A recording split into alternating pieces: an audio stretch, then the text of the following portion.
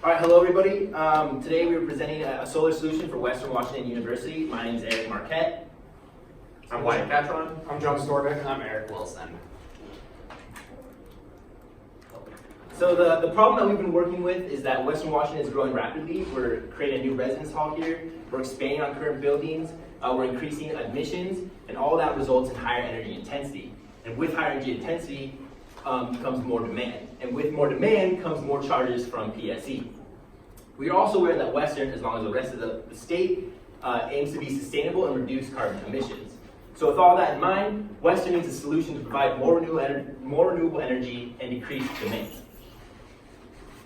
This is our team experience here. We are all students in energy studies. Our background is mostly in energy studies. We also have some mathematics, entrepreneurship, and sciences in there. With our background and experience, we feel we're qualified to produce a successful solar array, such as the one that we have. So our goals for this project are to design and develop a solar array for implementation in the near future. We are the ideators, the designers, and developers of this project. We're passing on to another team in later 2019, and we want to see this project in the ground, panels producing in 2021. Our next goal is to provide a landmark achievement for one of the least sunny campuses in the United States with a profitable array. We want Western to use this as a tool to market to students and show that we are committed to clean energy. Our final goal is to reduce the cost of clean energy and improve the grid performance for Western Washington University. Here's our scope, things we had to think about, and some limitations that we were working with this project. On the policy side, our array could not exceed 1 megawatt of capacity. If it does, then the electricity produced by this array has to be sold by the utility, which causes a lot of problems and more hoops for us to jump through if we go larger than 1 megawatt. We are also aware that the campus energy demand is at 5 megawatts of average load. We also wanted to make a cost-effective project, providing more savings than costs. So our proposal is a 1 megawatt array located in the sea lots of Western Washington, as you can see from this image here. We use a system called Helioscope to place and design our arrays. We chose this location for two main reasons. The first is that we used the Solar Pathfinder tool to take azimuth readings, and the azimuth readings essentially tell us how much solar penetration there is in that area. And as you can see from this result, it's a really great area for a solar array. Also, it has two of the main roads leading into Western's campus, and that gives us some face value. It shows that Western is committed to clean and renewable energy. We support renewable energy, and that we aim to reduce carbon emissions. We also are proposing a 2.2 megawatt battery to provide peak demand shading and demand side management to be implemented in 2022. This is our array design here. As you can see from this left picture, it's a full T cantilever design, which you can see by the T structure and the panels on top. Here you can see it from the bird's eye view. From here, it gives us a multi-functional design. Cars can sit under it, as you see there. It provides some weather protection and some shade. We can also see this as a place for students to sit under and watch games at Harrington Field, soccer games, and also be protected by weather and rain and so on. Oh, it also allows us to utilize the space that we already have. We don't have to dedicate any other sort of land to the array. We can just use the space we have above the parking lot to capitalize on the solar penetration there. This is the helioscope design that I mentioned earlier. Above you see our monthly production. Our peak is in the summer, with most of our production coming in the summer and spring months. Here we have our system losses. The main ones to look at here are the reflection and soiling. Soiling, essentially, the array is getting dirty over time. We also have our system metrics here. The important thing to see here is that it's a 1.14 megawatt DC nameplate design. And when that gets converted into AC nameplate, that 1.14 gets lost in the conversion, so it becomes approximately a 1 megawatt array. Another thing to look at here is our annual production is 1.3 gigawatt hours. We also see our performance ratio about 89%. Part of the design too of a solar array focuses on Western's commitment to renewable energy.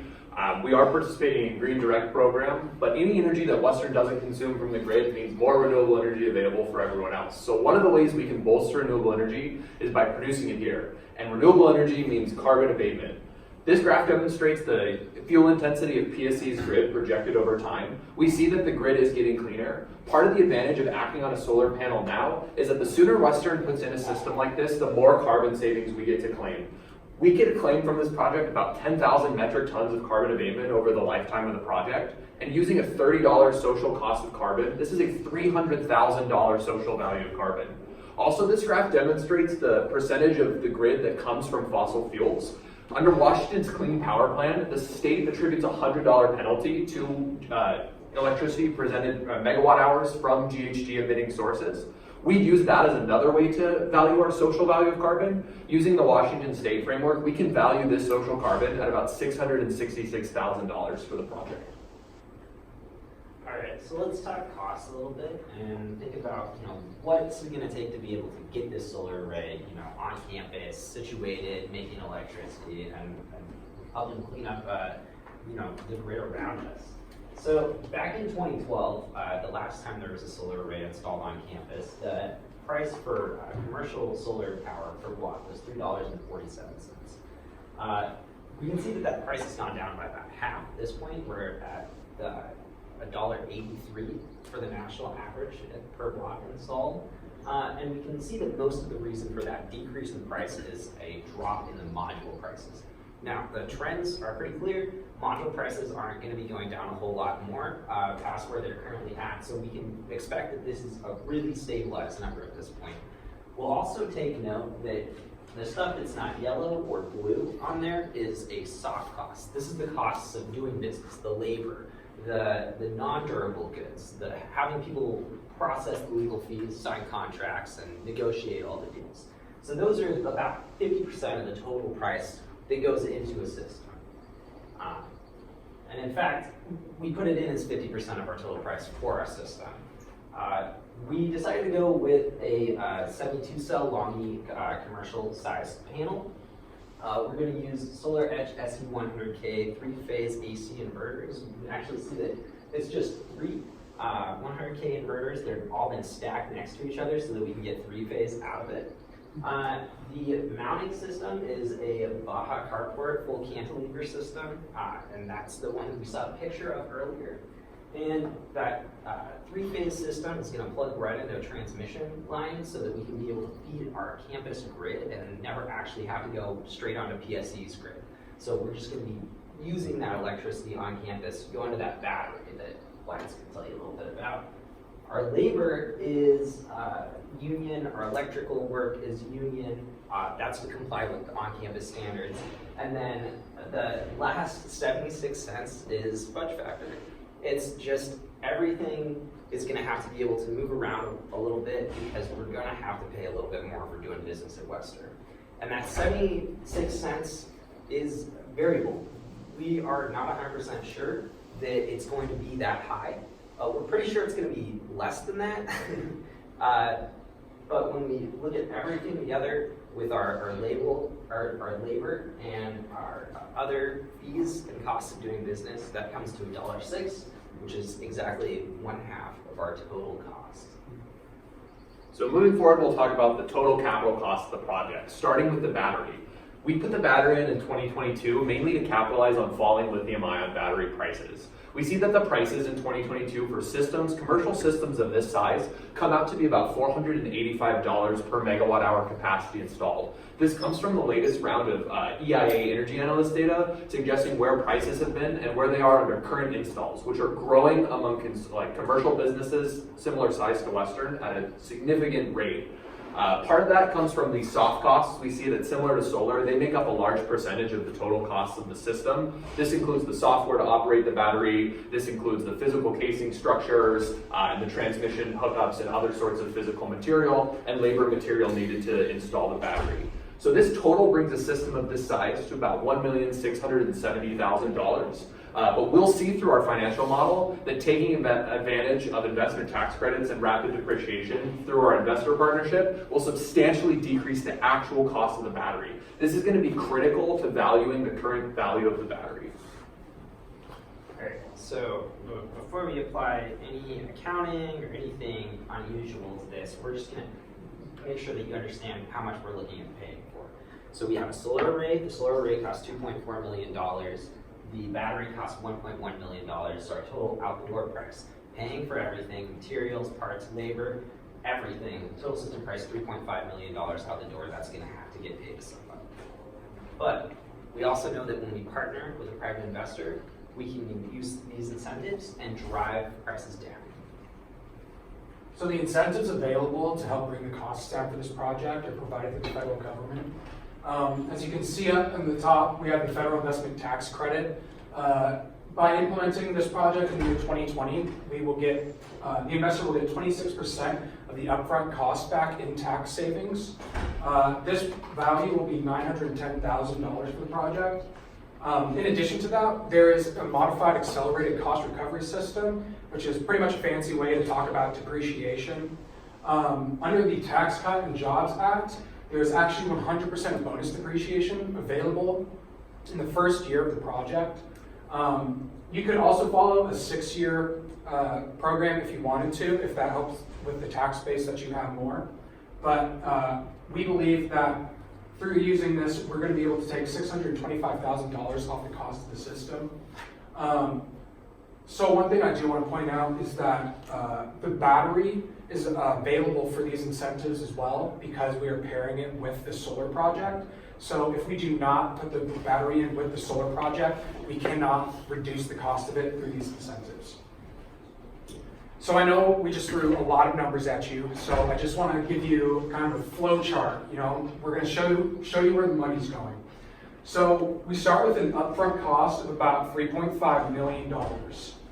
Through the incentives available, we're going to be able to take about $1.6 million off the cost to the investor, and that will bring them with a total upfront cost out of their pocket of $1.8 million. We will then pay them for providing this capital for us to help cover the project with a 7% return annually. And this will be for 6 years, which is the minimum amount of time that the investor would need to own the project before it could be donated to Western, which is the plan. We would pay for the return for using their money and the total cost of the system, and then at the end of 6 years, Western would receive it. As you can see from the cost that they pay and their return, they would net $740,000 in value. This amount right here that they would be getting back is the exact amount that Western would be paying. This would be amortized over 6 years. And then we believe that through our system, using very moderate estimations on the savings that it will provide, there's about $3.4 million in value provided through savings. Now this comes from the energy produced by the system, which is energy that Western will no longer need to pay for through PSE. In addition to demand shaving that the battery is going to provide, Wyatt will go into that a little bit more. But as you can see, we'll pay about $2.6 million. We will save about $3.4 million. And this will provide a net value to Western of about $800,000 over the project lifetime, which is I think 25 years of savings. So we try to use conservative estimates to talk about how these values are coming back to Western. I'm going to start by explaining kind of the revenue flow back from the battery. This graph here represents demand capacity load of electric demand for Western's campus during our most intense interval in 2017. I picked this specific time slot because it demonstrates the hardest case scenario that a battery would have to work to achieve the kind of savings that we're looking for. The orange line on this graph represents the new effective demand from the utility once Western has the ability to dispatch a 2.2 megawatt hour battery. That brings the charge that we pay for our electric demand, which is a ratcheted rate. It takes the peak from the previous month grouping of seasons, and it charges us that continuously for all the months in the next season, regardless if we ever get there. So part of the beauty of this battery is that this is the worst case scenario, one of the highest demand loads that Western hit in both 2016, 2017, and in 2018. And we use this as the baseline to say, worst case scenario, what can a 2.2 megawatt hour save us? So moving on to the next slide. This shows what this actually translates into annual dollar terms, keeping in mind that I use the lower value for 4 months out of the year and the slightly higher value set by that previous one for the 8 months out of the year due to the ratcheted structure of the PSE charge. If you want further details about that, I have a lot of documentation I can show you that I don't want to bore you with a bunch of tables and charts in this presentation. I do assume that the cost of KVA pricing increases at a very moderate 3% a year. This is very moderate compared to what it's been doing. On the last 5-year upgrade, it went up by 48%. So breaking that out over a year, it was growing at about 9 to 10% a year over those 5 years, which only manifests every 5 years when the tariffs are restructured by the WTC. Here I have that same manifestation happening at a 3% rate growth.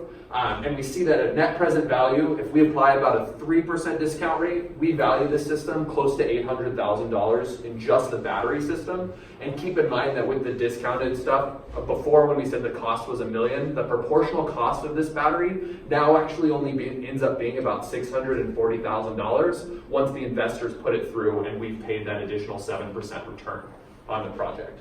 There is a really good upside for this. Part of our model is we're trying to use conservative case scenarios to justify that this is a cost-effective program. Here's what happens to the value of the battery system if KVA prices continue to rise at the rates that they've done over the last 10 years. So in the scenario with 5%, we see that the value of the battery system jumps up to cash value to $1.3 million.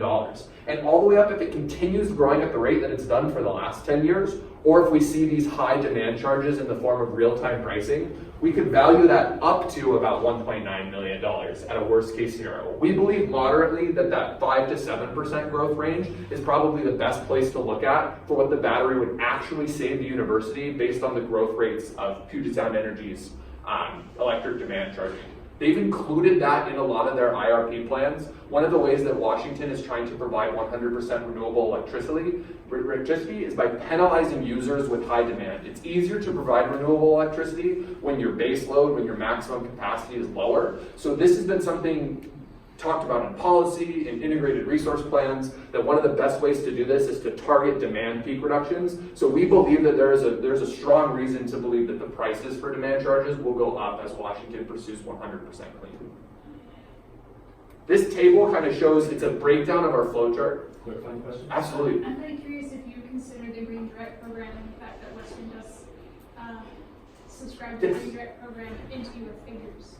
Yes, so our figure uses our savings on the solar value, as I'll talk about here, uses the rate Western pays under the Green Direct program, so the energy we save. However, under the Green Direct program, I believe we still are under capacity charges. We still get paid for our instantaneous usage rate for the substation. And so the battery's real inherent value is not on the energy it's provided in kilowatt hours. Its real value is the instantaneous power demand reduction it can do in the form of kVA, or kilovolt amperes, which is PSC's other side of the power station's way of expressing kilowatts in the power demand. On our side of the meter, we call it kilowatts. On their side, they bill us for kVA.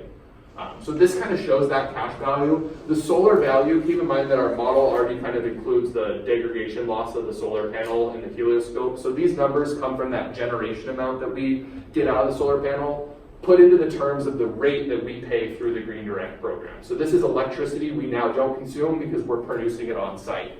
When the battery kicks on in 2022, that's when we get to start to see these annual charge. You can see that I've lined these up, and the change in values for the battery happen at the change when PSC updates their pricings under their tariffs. So when these actual kVA demand prices change, the total represents the cash value of this project, assuming that demand charges go up at 3%, but our electricity rate stays the same all the way through 2046. So we're using a very conservative that under no scenario between now and 2046 do we ever have to pay any more for electricity than we do now. We can see that these values go up pretty significantly if we get any sort of electricity price increases. I know in Green Direct we're locked in, but at the end of the contract, if the price went up significantly there, if that factored to be about an average 3% growth a year over that time, that's how the value of the project goes up. More importantly, if we switch it over to one of those models where the demand pricing goes up at a higher rate as we anticipate, that dramatically impacts the project's overall value. So the first 6 years, you have the table of the payment, and then on the two right-hand columns, you have the actual revenue streams coming back for the university. And this is how we're valuing the project over the course of its lifetime. All right, so moving away from some tables and graphs, and we'll do a couple of maps for a second here.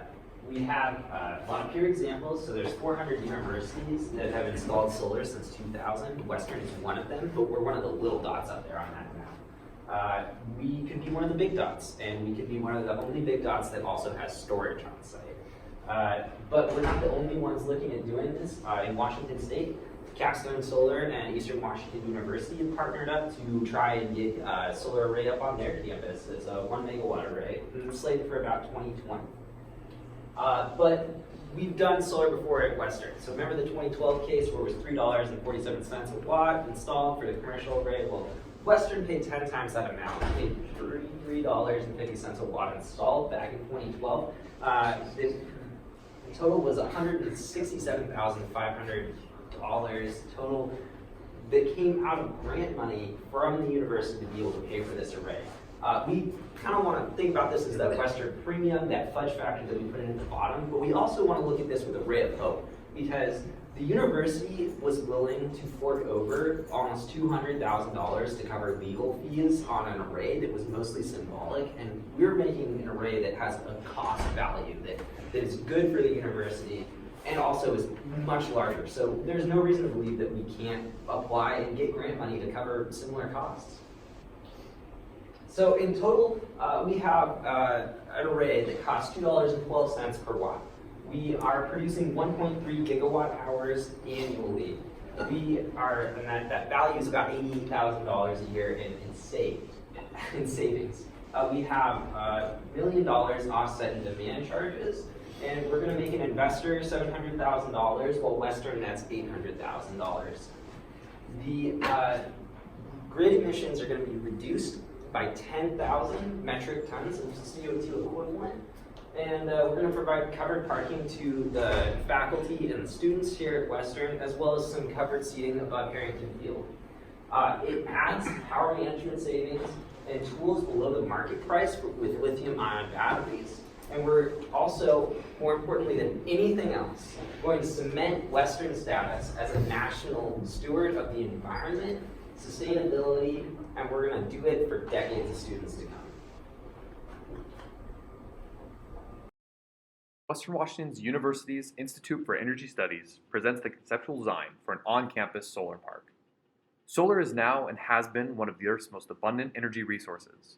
With solar photovoltaic technology becoming ever more cost-effective, all would-be solar energy sites need is the space.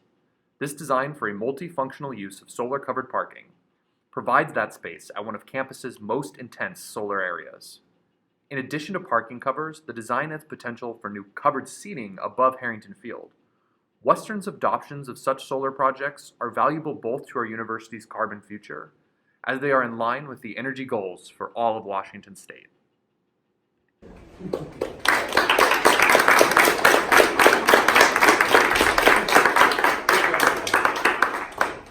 Very nicely presented. I want to invite our guests, particularly our guests from PSE, to ask questions. I think you really upgraded the presentation and described the project really well.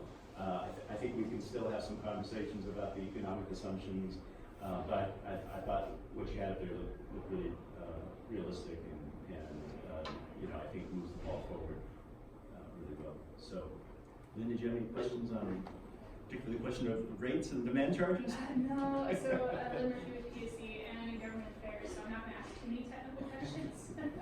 I would like to have the video though and show our VP. We are looking for solar projects in Bellingham, and so I would love to be able to showcase this particular project to them. I just want to verify it was 2.2 megawatts. Is that what the battery capacity is? Megawatt hours. Yeah, the discharge capacity of the value under maximum circumstances, it only needs about a 600 kilowatt actual power capacity rating on it to achieve those kinds of savings. That's in the worst case scenario. We think the battery could actually do a little bit better because with integration into solar and with other demand side management programs that Western can implement, we think we could increase the value of the battery over time. Okay. And did you, and my apologies for coming in late, the battery that you guys were looking at, did you have a specific type of battery from a specific I looked at not specific manufacturers. No one wants to tell you prices until they're on site quoting you with their software packages and their battery. What I did is I took a table from the EIA, and they were looking at solar installations of battery systems and solar systems done together on commercial spaces and what the actual capacity costs were for those. and what they were projected to be in 2021, 2022. And then the only thing I would give you some advice on is to ensure that the battery, we know that solar works very well with our grid, but we are having challenges with batteries and how they communicate with our grid. So maybe some additional research to do. So But great. that's something we really wanted to throw into the presentation.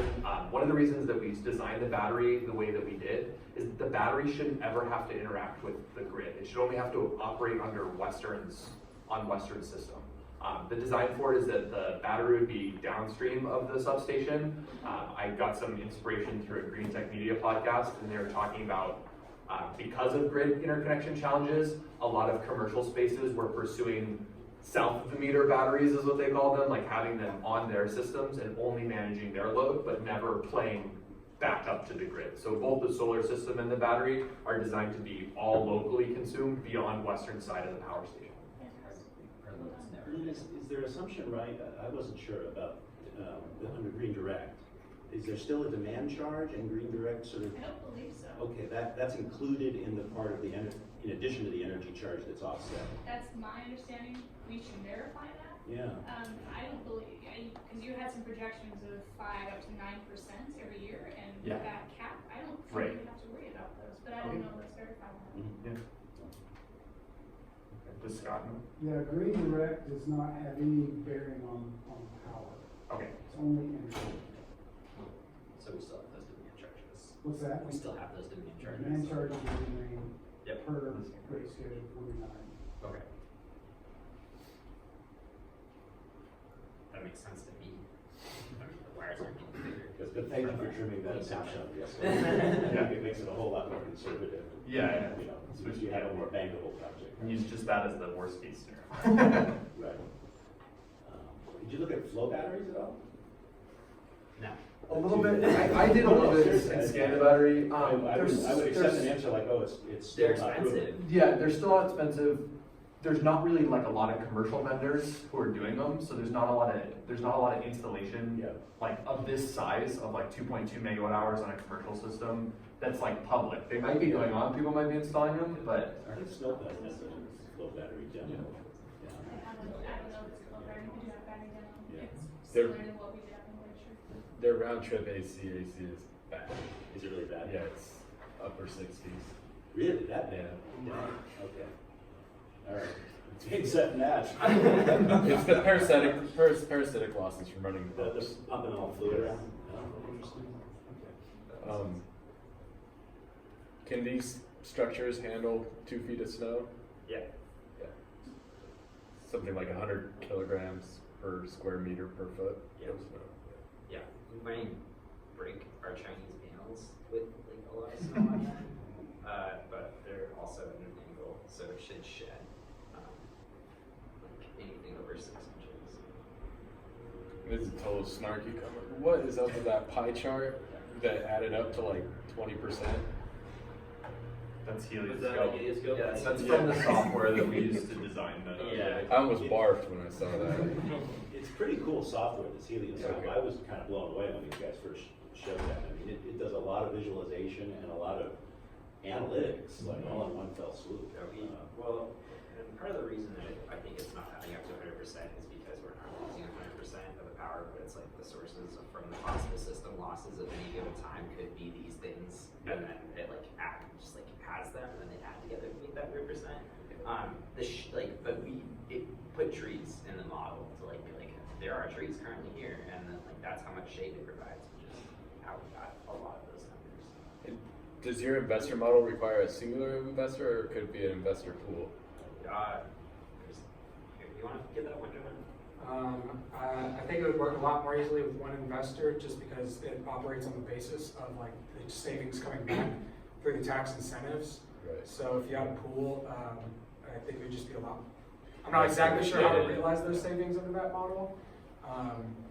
Possibly if they, yeah, I don't know. We picked out some like potential who would be like the ideal investor for this case, and we kind of said like Wonder Capital, a bank that wants to say like we provided financing for renewable energy and they wanted PR value out of that. They'd be an excellent contender for a program like this. Someone with a high tax basis that is interested in getting in and out of a project like this in 6 years, that's kind of the value of it. They get their return on that money in 6 years, and they're out. So they don't have to buy and manage a system for 25 years. They can just kind of act as the capital provider for the. One of the early models we looked at, I believe, was looking at, it was like community net metering. So you could sell off like little portions of it to individuals, which would then aggregate net metering. So you would be reducing their electricity charges, and so like that's how they would get the savings. But we realized that it would just be a lot simpler to go with a single investor to capture all the savings at once. Thanks, guys. Thanks again, and let's